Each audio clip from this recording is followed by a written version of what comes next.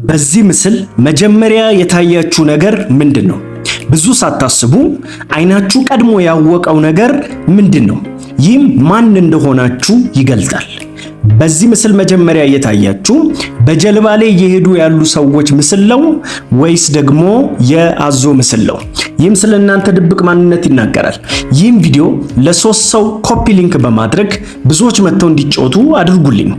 እሺ፣ በዚህ ምስል መጀመሪያ የታያችሁ በጀልባ ላይ የሚጓዙ ሰዎች ምስል ከሆነ ያ ማለት እናንተ በጣም በተስፋ የተጠለቀለቀና በተስፋ የተደገፈ ልብ ያላችሁ አይነት ሰዎች ስትሆኑ በጣም ተስፈኞችና በጣም ቀናዊ የምትባሉ ኦፕቲሚስት የሆናችሁ አይነት ሰዎች ናችሁ። ሰዎችና ሁኔታዎች ቢያስጠነቅቋችሁ እንኳን እናንተ ሁልጊዜ ወደፊት መቀጠልን የምትመርጡ አይነት ሰዎች ናችሁ። ህይወታችሁን የምትመሩት ሁልጊዜ በእምነትና በራዕይ ሲሆን ትልቁ የህይወት ጥንካሬያችሁ ደግሞ ግብ ተኮሮች መሆናችሁ ጎል ኦሪየንትድ የምንለው ማለት ነው።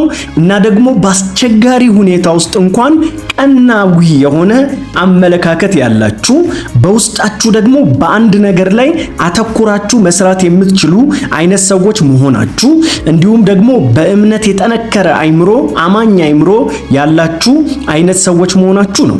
የናንተ ደካማ ጎን ሪስክን ዝቅ አድርጎ መመልከት፣ አንድ ነገር ጎጂ እንደሆነ ያወቃችሁ እንኳን ዘላችሁ ዘውስ መግባታችሁ ብዙ ጊዜ እንድትጎዱ የሚያደርግ ነገር ሲሆን አንዳንድ የጉዳት ምልክቶችን ንቃችሁ ዝም ብላችሁ ወደፊት የምትሄዱ መሆናችሁ በቀላሉ ደግሞ ሰዎችንም ሁኔታንም የምታምኑና የምትደገፉ አይነት ሰዎች መሆናችሁ ነው።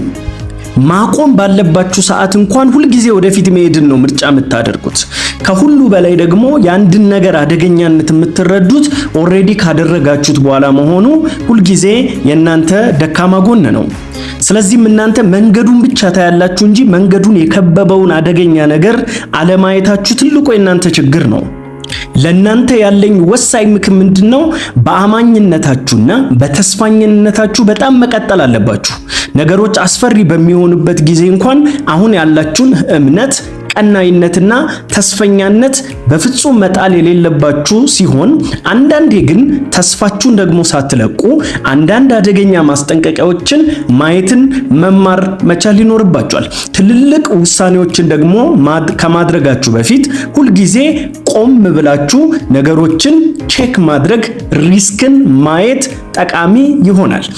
ነገር ግን በዚህ ምስል የታያችሁ የአዞ ምስል ከሆነ እናንተ ደግሞ ከነዛኞቹ በተቃራኒ አስፈሪ ነገሮችን ቶሎ የምታዩ አደገኛ ነገሮችን ቶሎ የምታዩ አይነት ሰዎች ስትሆኑ ህይወትን በቀናዊ መንገድ አታዩ ወይም ደግሞ ህይወትን በጣም የምትጠረጥሩና እንደ አስፈሪ ነገር የምትቆጥሩ አይነት ሰዎች ናችሁ።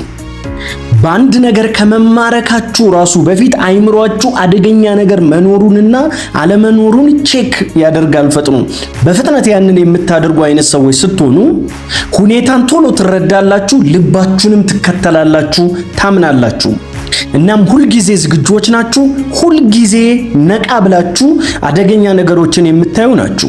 የናንተ ትልቁ ጥንካሬ ከፍተኛ የማገናዘብ ነገሮችን የመጠርጠርና አብጠርጥሮ የማየት ከፍተኛ አቅም ያላችሁ አይነት ሰዎች ስትሆኑ ከስሜት ጋራም ደግሞ ከፍተኛ ቁርኝነት ያላችሁ አይነት ሰዎች ናችሁ።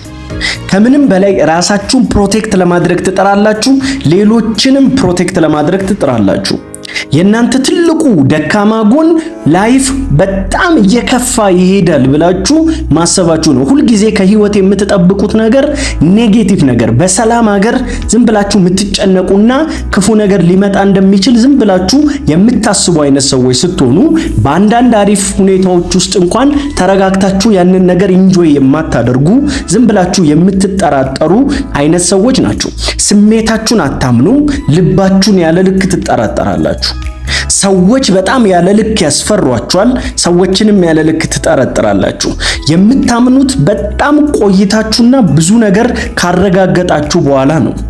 ለእናንተ ያለኝ ትንሿ ምክር ምንድናት? የመጀመሪያው አሁን ያላችሁን ይሄ ኢንስቲንክታችሁን የውስጥ ስሜታችሁን ማመናችሁን መቀጠል መቻል አለባችሁ። ያለ ምክንያት በውስጣችሁ እነዛ ስሜቶች አልመጡምና ነው። አንዳንዴ ደግሞ ባውንደሪያችሁን ማስቀመጣችሁና አንዳንድ ነገሮችን ለመቆጣጠር መፈለጋችሁ በራሱ በጣም ጥሩ የሆነ ነገር ነው። በአዲስ ነገር ውስጥም ስትገቡ ነገሮችን ነቅታችሁ መመልከታችሁ በጣም የተሻለ ነው። ነገር ግን ደግሞ ትንሽ ማስተካከል ያለባችሁ ነገር ምንድነው? አስፈላጊውን ጥንቃቄና ዝግጅት ካደረግን በኋላ ሪላክስ ማድረግን፣ ማመንን፣ ወደፊት መቀጠልን፣ ተስፋ ማድረግን ደግሞ ካልተማርን ህይወታችን ሊለወጥ አይችልም። አደገኛ ስሜቶች አስፈላጊ ቢሆኑም እኛን ከክፉ ነገር ቢጠብቁንም ከአዲስ ነገርና ወደፊት መግባት ካለብን ነገር ግን ሊያግዱን ስለሚችሉ እነዛን ነገሮች ማስተካከል ደግሞ በጣም ተገቢ ይሆናል። ጥንቃቄን እያስቀመጥን ተስፋ ማድረግንና ወደፊት መቀጠል ግን አለብን። ይህ ፐርሰናሊቲ እስከገለጣችሁ በኮሜንት ሴክሽን ላይ አሳውቁኝ። አመሰግናለሁ።